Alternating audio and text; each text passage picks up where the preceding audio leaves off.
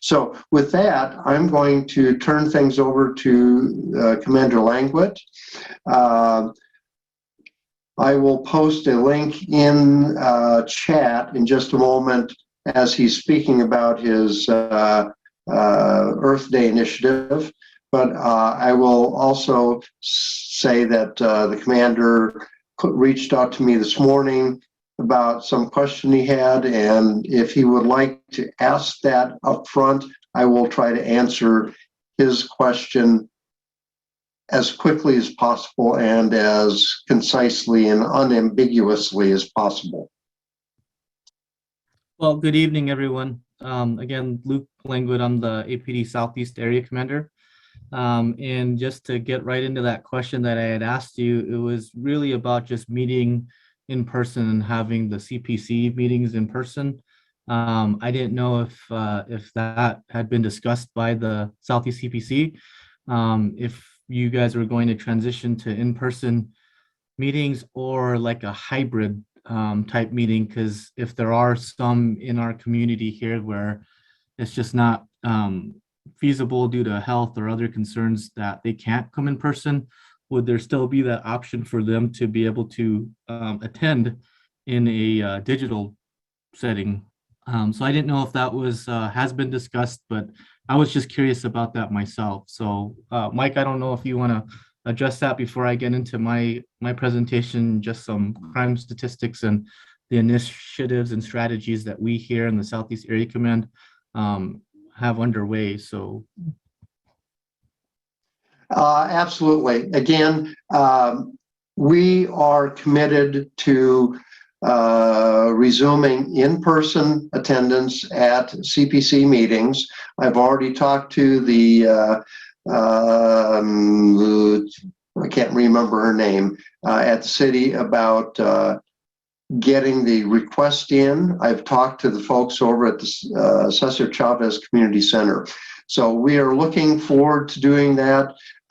Kelly and I are planning some tests of the OWL, which is a really nifty 3D omnidirectional microphone and speaker system for those kinds of meetings.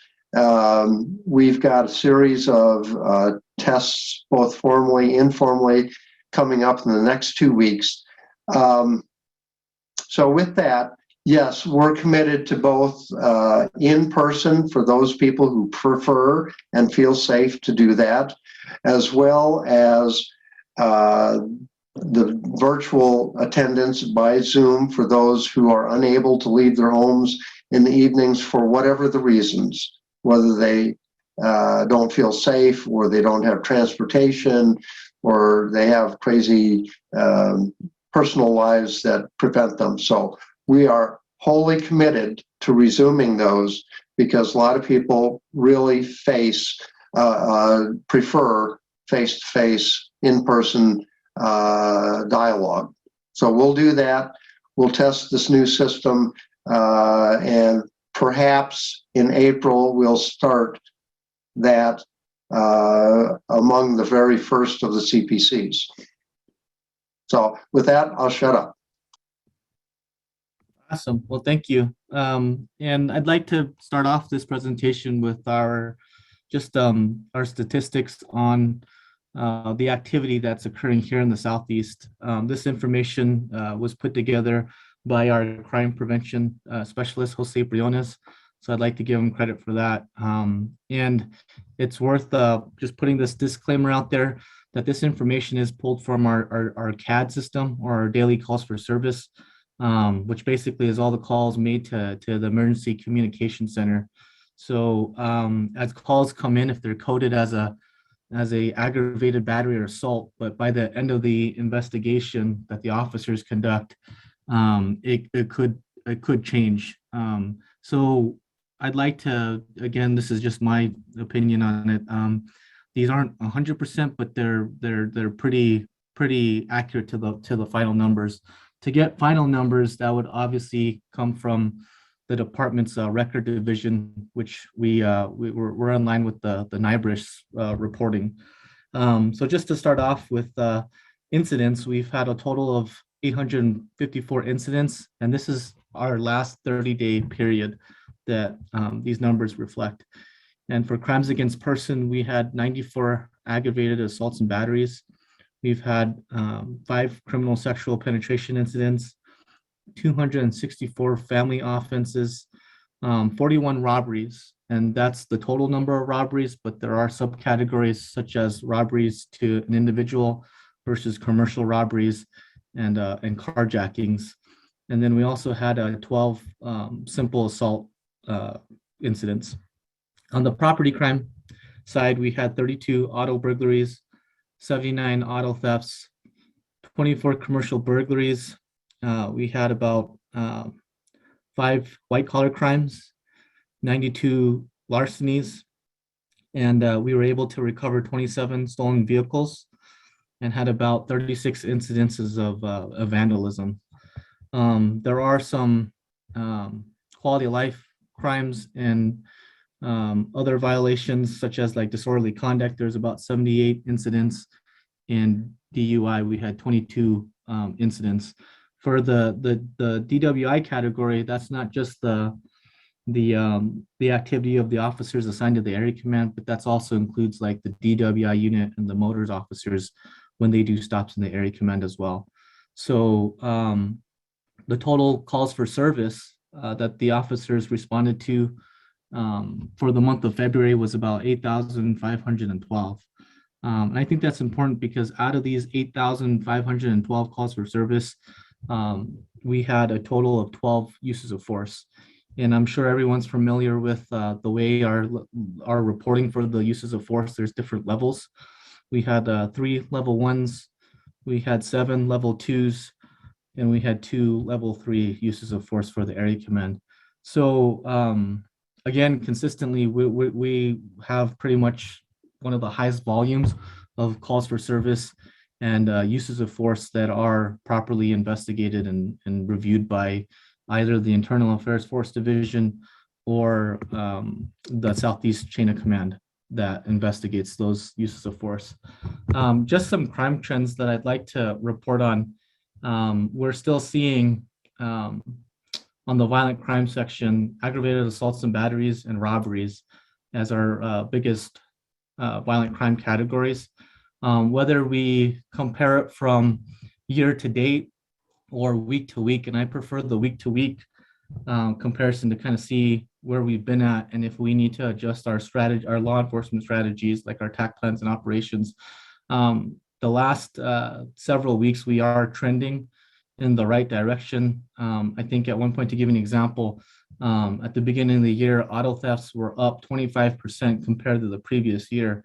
I think right now, as of this last week, we were at about 10%. So we are trending downwards and we're trending in the right direction. So the initiatives and strategies that we're doing, they seem to be working. But of course, we always have to be able to adjust. And how we do that here in the area command is we provide our officers with them having the information of what crime categories are up and what are down and where they're occurring. That's given to them on a weekly basis.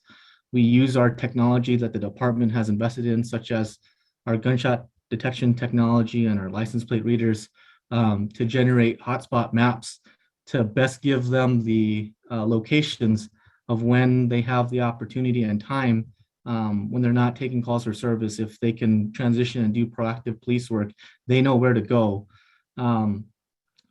It's your officers are doing very, very hard work with, especially with all the tasks that they have to do, but they are working hard.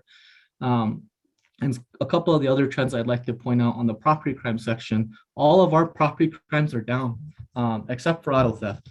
And that seems to be like a citywide trend as well. Just all across the city, auto theft is still a crime that we still have to, a lot of our efforts have to go towards. I can tell you also, besides the auto theft, with this time of year, it's still a little bit cold. We still see the occasional thefts that come from vehicle warmups. And related to auto theft, also the catalytic converter thefts, which I know we did a piece on our newsletter about kind of some prevention measures for that. our officers actually just the other day, yesterday had a really good arrest on the 500 block of Texas, where they arrested two people that were like in the process. It was right then and there where the officers were able to stop an in progress catalytic converter theft. So again, your officers are working hard as different crime technology comes out, such as our reporting, as far as giving them the information and the hotspots and maps. The department is making that easier to access through the use of like dashboards and real-time information that could be passed on. And if I can, or I should stop actually, is there any questions on our use of force for the last 30 days or any of the crime statistics that I can answer before I talk about the initiatives and strategies, just to recap those and get some recommendations or feedback on? I have a question. I know that probably right at the beginning of the pandemic that the auto theft numbers had gone down significantly. And I know that it's trending upward. We lost him. Oh, there you are. That it's trending upward, you were saying, across the city. Any thoughts about, why that is, and if we think it's going to continue? Well, I want to say for the last 5 weeks, and when I say we're trending up, if we do a year-to-year comparison, we're up at the beginning of the year. At the end of January, we were up about 25%. Now we're only up about 10%, but that's comparing it to the last year. And I think you bring up a good point, because these last 2 years have been unique in their own rights. I mean, whether if it was COVID, different events that were happening in the community. So I'll be perfectly honest, I don't necessarily think that a year-to-date comparison should be the only metric or the best metric to say if we're successful or failing. And the example that I use is with like aggravated batteries and assaults. If we had 50 for this month, and this month last year we had 100, so we have a 50% reduction. With this standard, it looks like we're successful, but at the end of the day, we still have 50 aggravated battery and assaults. So it's a matter of like, we don't want to have any. So to answer your question specifically about auto theft, I know that the auto theft unit, they use the tools and resources that they have, whether if it's the bait cars or proactive operations. I'm fortunate enough to be able to have their commitment to where the auto theft unit and other specialized units are conducting operations in the area command to reduce those auto theft numbers. I just think, especially with all of just everything that's happened with the pandemic, I definitely think that was a factor. We did a study back in the fall, I want to say it was like November and December, where we observed a trend with burglaries and auto theft to where they really kind of picked up towards the beginning and or at the end and the beginning of the month. And we don't have proof, but our analysis, we were thinking like what's the cause of this? Rent's due at the end of the month or at the beginning of the month, and it seemed to be like when there was those periods of where money is tight and people have to live. That's where these property crimes, at least for the Southeast, I can't speak for citywide, we saw an increase. So that's where it's not going to completely solve the problems, but that's where if we can open the dialogue to other departments, family community services, other departments within the city, to try and give them that information of what we're seeing. If there's non-law enforcement plans from these other departments that can help these people in the community, could that help result in fewer property crimes? So that's an analysis and a strategy that we continue to do. I hope that answers. But then I guess a follow-up question is, what can we as community members do to help keep that, or to make that trend start going down? What, for auto theft specifically? Well, or, I mean, all of it, in theory, but definitely, we don't want our homes broken into, excuse me. Right. We right. don't want our cars broken into. So, and I know you put those things out in the newsletter, but while you have a captive audience, it's always good to hear. Right. I'm really pushing toward, because our officers, and I've said this a couple times, it's not a competition, but our officers here in the Southeast, they've made the most felony arrests and cleared the most felony warrants than any other area command, and they consistently have done this since I've been here every month. So our officers are working hard. I don't know, I'll be honest, I don't know how much more work that they can do, but we can always, and we need to always adjust our strategies and our times to kind of match what when the crimes are reported, and the areas that we need to allocate our resources and focus on, and make those referrals to the specialized units that specialize in auto theft or specialize in narcotics. So that's why I really would recommend to kind of, to your question, what other tools are in the toolbox? What can the community do? And it may even be as simple as having an awareness and being educated on how to, target harden, how to, properly secure your vehicle, ensuring that there's never a weapon left in vehicles, using all of the crime prevention through environmental design tools, whether if it's motion detecting lights, making those businesses and residences less appealable to the population of the community that wants to commit these crimes. It sounds basic, but it definitely makes a difference. And then to complement that, having a captive audience, and whether if it's a neighborhood association, a CPC, or a business coalition, is sharing information and communicating that information. I've seen, and I always use ARAPA as an example. I don't know if there's someone on here that's not familiar with ARAPA. It's the retail partnership between all the retailers, like big box stores and our retailers in the city. And I will tell you, the information that they share, if Target posts a picture saying, hey, be on the lookout, this individual tried to attempt to shoplift or did shoplift from us, and they post that information, you'll have other stores replying to those posts saying, you know what, we actually got hit by him last week and we got a license plate, here's a license plate. Or they'll take it a step further and they'll actually identify that individual, and then they provide that information to law enforcement, right?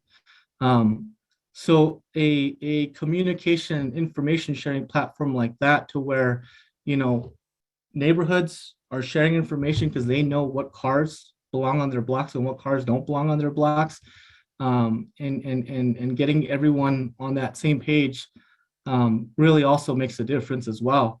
So I kind of look at it as, what other tools that maybe the police department, we don't have the time or the ability or the resources, because we're busy making the arrests. That the end goal is to reduce and eliminate this crime. I think that there's so much that we as a community can do, and even if it's education to the overall community about like vehicle warm-ups, how to prevent that. A lot of the newer model vehicles that are being stolen, I know I'll use Toyota as an example. This last week, Toyota, the numbers of Toyotas really increased. And that's a little bit odd because Toyota has pretty good anti-theft equipment in their vehicles. Researching, and our auto theft unit's responsible for this, but researching, trends from other comparable cities and just across the nation, to where there are devices that can, when in close proximity or whatever, I don't know how it works, radio waves or whatever, but they're able to copy the signal, the key fob, so vehicles that don't have a key, it's like a push to start, there are ways to steal those. So that type of information right there getting that out to and just for that specific example, it's actually coming. But that's where we need to work with our neighborhood associations and let them know, hey, this is a trend that we're seeing, and here's some steps to kind of overcome this particular threat from the property crime offenders.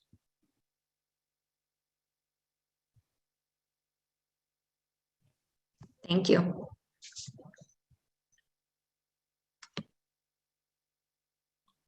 So Mike, you can correct me if I'm wrong. I know one of the missions for the CPC is to kind of review and provide recommendations or feedback on the initiatives and strategies that we, the police department, are doing. I'd just like to take some time, and please let me know where I'm at with time. I don't want to hijack the whole meeting. But I'd like to just kind of recap some of the initiatives that we here in the Southeast Area Command are doing. The Gibson Public Safety District, I know last month's meeting, it was a long meeting on that.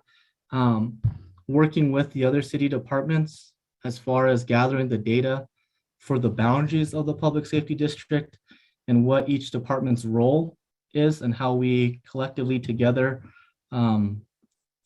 get good data to provide to the community, but then also using that data to figure out what our response needs to be and how much resources that we need to put towards it. So that's an initiative that's in the works. I myself have a meeting actually tomorrow with the public safety district administrator. So I'm meeting with her, taking a lot of the feedback that we got actually here from the CPCs last month. That's going to be discussed. More to come with that. I want to say, if I remember correctly, I think we're shooting for late spring, summer when that public safety district goes live. So that's a big initiative that we here in the Southeast Area Command are taking on. Our restorative justice initiative, we're still pushing that. I'm happy to report that I've already provided the information to several neighborhood associations, and we have a couple more lined up in the upcoming months. We have 2 or 3, I believe. So that I'm glad that the word got out there. We've met with a business, actually a law firm down in Nob Hill. And then we also met with UNMPD, who wants to really work with UNMH and the university itself with the restorative justice campaign that we're doing. So I'd like to report that initiative is going strong, but again, if there's any feedback or ideas around that as well, please give me a call or stop by. Our Earth Day initiative is coming up. This is going to be, and I know it's right around the corner. It's March 25th. Solid waste, I really have to give them credit. The Earth Day is going to be, I believe it's April 20th or 22nd, maybe. That's when Earth Day is. But the whole month of April, what solid waste does is they have, like we have area commands in the police department. They have different quadrants. And the Southeast quadrant is going to be the first week of April, and it's going to be at Phil Chacon, where they're going to conduct a good cleanup in the spirit of Earth Day. We here kind of wanted to do our own, and where it stemmed from, and I put it in the email blast I had sent to the neighborhoods. And I don't say this in a negative way, but it's just the reality. North of Phil Chacon Park, along the central corridor in the International District, I mean, if you drive and you park over there, it's a mess, and I gave the example of, if I'm a criminal and I look around and I think, what, I am going to commit this robbery because look at this place. No one cares. The residents don't care. The police department doesn't care. The city doesn't care. Why should I care? I'm going to commit this crime. So I'm holding on to the optimistic hope that if we show as a community that we do care, and we care about the landscape and the environment and the people, that could affect the numbers. I truly believe that. It may not solve all the aggravated batteries and assaults in the area, but it definitely would have an effect. So next Friday, March 25th at 7:30, we're going to be meeting at the northeast corner of Wyoming and Central. We're going to have safety equipment for everyone, and we're basically asking for volunteers to help us from Wyoming west down to Pennsylvania, from Central Avenue north to Chico, and just do a complete cleanup of all of those blocks. Solid Waste will have their trucks and their personnel following the teams to pick up all the litter and the trash. We're coordinating street sweepers to come out there, and that's for the environment. But what I'm excited about as well, and I just had a great meeting with Street Connect. I don't know if everyone's familiar with Street Connect. Between our new Albuquerque Community Safety Division, ACS, and Street Connect, we're going to have social service providers out there for a lot of the individuals that are seen just wandering around, whether they have mental health issues or, substance abuse, or they're just homeless. They don't know where to go. The trash is there, so they may feel that may be the only area that they can go to. We have a resource to really address the people in this particular area and to provide them resources and get them transport to other providers that can help them with, whether if it's housing or food or anything like that. So it's March 25th. Like I said, it's next Friday. The more volunteers, the better. I hope you guys can spread the word and come out and join us as well. One of the other initiatives I'd like to, let me check the time, that I'd like to talk about too is just our partnerships that deal particularly with the quality of life issues such as homelessness. We still are actively working and collaborating with solid waste, planning and code enforcement, ACS, AFR, 2 to 3 times a week. We're meeting to where all of the encampments that are called into 311, that information is shared and each department knows what role that they have to provide, what mission that they have to complete to take care of those encampments and to provide resources to those individuals. So that's an initiative that is still going very strong, and that's important. And I think that's important because it just seems like these last couple months, I've seen it and I've heard it over and over. And it seems to be one of the number one issues that always comes up on my radar is the issue of criminal trespass. Criminal trespass against the business, criminal trespass against the residents. So I've shared this already to our officers and to the community as well. But just to give a recap, so that there is no miscommunication or misconceptions, we at APD, we do enforcement for criminal trespass, even with it being a misdemeanor crime. The phrase of APD doesn't enforce that is simply not true. Now, recognizing that if there are contributing factors such as homelessness or drug addiction, we're not here at APD out to criminalize the poor or anything like that.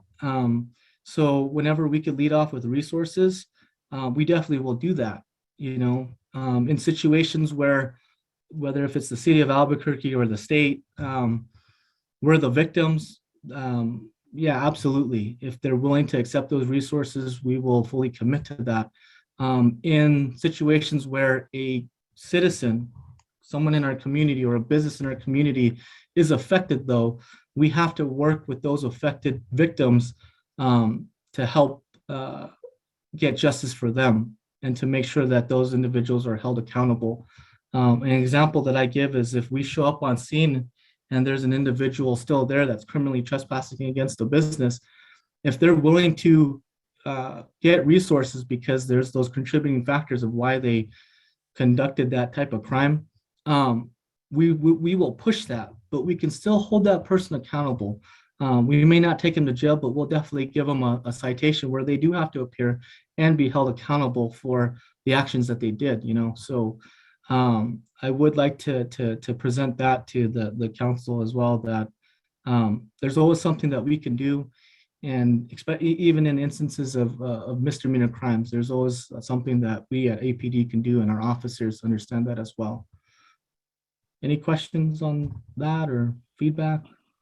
Hey, Commander, on the chat, Sandra is asking if your March 25th event will be posted on Nextdoor. I don't know if APD. Yeah. I do not know. So I will find out tomorrow, Sandra. I'll work with our department PIOs and web people, and that brings me to my last initiative that I want to talk to you guys about. But I don't know if it's going to be on Nextdoor. Someone said they already saw it on Nextdoor. Okay, great. I'm not an expert at Nextdoor. I still do flyers and I do email, right? But that leads me to, I have two last things to present to you. What I need to do a better job on, and it falls on me as the commander of this area command, is all of our upcoming events. And for those of you that know me, I truly love to be in the community. I love to speak to people and hear firsthand what is going on these streets. I don't want to hear it, so I want to be there.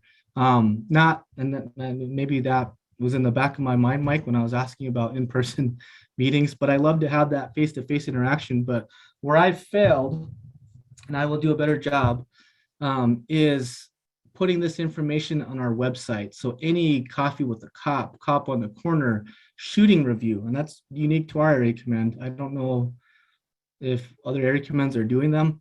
The event that we have, our Earth Day initiative for next Friday, I need to do a better job of putting all this upcoming events in our area command at a pretty quick turnaround time. So I'm going to be working with our lady that kind of maintains all of our area command websites, and I hope you all will see an improvement with upcoming events from APD, the whether that we're sponsoring or that we're coordinating or that we're involved in. I'd like to get that out on the area commands, and then also in our newsletter. I think we're going to carve out, I think it may already be in there about upcoming events, but that's information that I think that since I've been here that we can improve upon. And then the last thing, maybe there was two more things. Our substation, the substation remodel. The first phase should be completed at the end of May. And what's going to happen is we're going to have to move from our existing building into the new building, and then they're going to bulldoze the existing building, and then they're going to start phase two, which is building a new building in the place of where the old building is. During that time period, from May up until the end of the year, because I believe that's end of the year should be like the final completion date, we're not going to have a substation at Louisiana and Catherine. We'll be operating primarily out of the Triangle substation in Nob Hill. Anyone's been in that substation, it's very small. So we are going to put information out there to let everyone know, like, hey, you have an option up in the foothills and you have an option in the Northeast Area Command. Those are probably our closest area commands, or come to the Tri substation. The Triangle substation will be open 7 days a week. We've again going to ensure that the coverage on Friday nights and Saturday nights remains the same.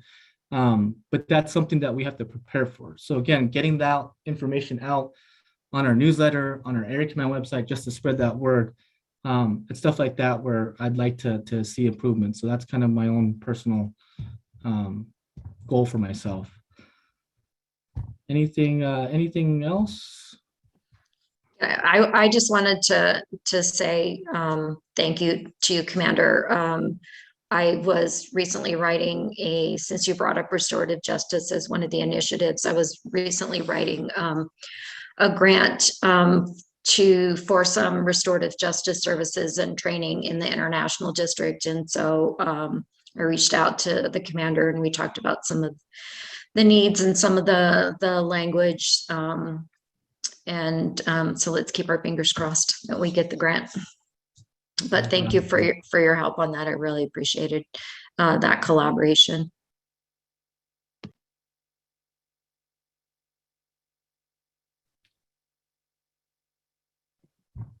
I had a question about your own impression on the effectiveness of the shot spotter system, since you brought it up just momentarily, and the problems of officers being able to access it. And if you see that being, like, do you have numbers on the effectiveness of it basically? And do you like it? And again, I don't know the exact number that we taxpayers, I mean, you fund us. I don't know the exact number of what that cost. I know that this 1.2 million. Oh, was it 1.2? Well, I know this week was actually the the completion date of the expansion. So they expanded it to every area of the city, is my understanding. And they just did the last phase. So pretty much every area command will have a shot spotter zone, right? You know what I like about it, and I don't know if maybe I'll throw the ball to Angel, because I know he, if I remember correctly, there was a strategy that they used maybe in Florida where it helped them get navigators or VIP type folks into the right neighborhoods where they were seeing shots. I don't think we've done that yet, but Angel may be spearheading that to actually do that. So I'll let Angel talk about that. But on the police side, the access to it, each officer has an app, and it's pretty real time, to where once a shot spotter happens, they can log into their app, and see exactly where the shots occurred. The way I utilize it here is every week, like I mentioned earlier, I push out what's up and what's down and where it's happening. Shot spotters included in that packet that we post up in our substation and we give to all of our officers. And what I charge our problem response team with is when we have multiple, when we have a location that has multiple shots fired, I send them out there. They knock on doors. They ask the residents that live there, hey, we have reports of a lot of shots. Do you have an idea of what's going on? Can you point us into, what's the cause for it? So it's good intel for us. We also have used it, not here in the area command, but I know our violent crimes divisions have actually used that, I believe, in a couple homicide cases. I don't know the exact ones, but where that really helped them further the investigation. They use that in kind of collaboration with the NIBIN efforts and stuff like that. But I had heard some success stories. I want to say a couple actually, where it helped as well. So Angel, do you want to talk about, do I have it right? Was it Florida? Yeah, so I got the idea out of Miami-Dade in Florida. And just to piggyback off what Commander Languit was saying, I've been in a meeting where officers show up to a location because of shot spotter, and they're actually allowed to save a life because they find somebody shot there, But also, so the idea of the shot spotter technology is using that data where the most activations happen, like let's say in the Southeast, because more than likely we're going to pilot it in the Southeast. We'll schedule a meeting with Commander Languit about that. But like, let's just say like Dallas Street has always a lot of activations. So it'll kind of be like Kelly and Mike, you've been to the community block parties. So it'll be using the shot spotter activation to take all of those resources to one street that's affected by the most shot spotter activations, and taking resources to that block. And like Commander Language said, just walking around asking the neighborhood, hey, are you guys okay? Do you guys need anything? We have resources down here, rental assistance, all that stuff. You know what I mean? So that should be happening. That should be the next phase of the community block parties, because this is the last month we're having them. So we're going to try to shift it to, we're calling them one block stops. And I think, that'll help. Our goal is to drive down violent crime. And my biggest thing is working, especially working with like the VIP folks. The example kind of the cleanup that we're doing on March 25th. There are other neighborhood associations across the city that have a regular agreement with solid waste, to where they have regular scheduled trash pickups and street sweeps and all that. It's so evident that we don't have that down here in the international district. Well, why not, right? Well, maybe the informal leaders of these neighborhoods, they don't know how to access it, who to reach out to, so it's a matter of education as well.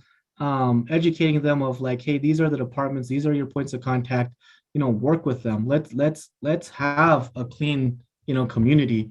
And that the reason why I'm saying it like that is tying it into, Angel's initiative of one block stop, utilizing that shot spotter technology. I would like to work towards a goal of where each street, each of our neighborhoods, it's a complete buy-in, where they own the neighborhood and they will let people know, hey, we don't want this type of activity here. And they step up. And for them to step up, they need to know that they have the support of the police department and what our role is and how we can support them, that they have the support of solid waste, that they have the support of VIP, and they have other resources in the community that has their back to where the neighborhood can take a stand and say, hey, we don't want this violence here, right? Our shooting reviews. And that's why I think it's so important that, and please, I hope everyone doesn't think it's just because I like to talk, but transparency, the more transparency, the better. The more information that we can share with you, the better. A lot of times, like, and Susie witnessed it and Mike witnessed it in Nob Hill, of course, we're at the forefront because all of these incidents ends in crime, thus police, law enforcement, right? But a lot of the contributing factors has nothing to do with the police department. And I think you guys have seen in the last 10, 20 years, there's been so many incidents that we shouldn't have even been at, but there was no one even to call. So we had to go and it ended in a bad way, or however you want to look at it, right? Now, March 17th of 2022, the city, external stakeholders, like not to call her out, but Susie, the Justice and Peace Center. I mean, there's so many city departments and other stakeholders that can provide services, right, to situations where police really shouldn't be at, to where it doesn't even get to us. But we're always involved, like I said, because it ends in crime. So it's like, well, what's the police doing about it? Well, we need to do better than that, but it starts with, again, communication and information sharing, making sure that everyone has the right information and getting the right people at the table. So I'll get off my soapbox. Thank you.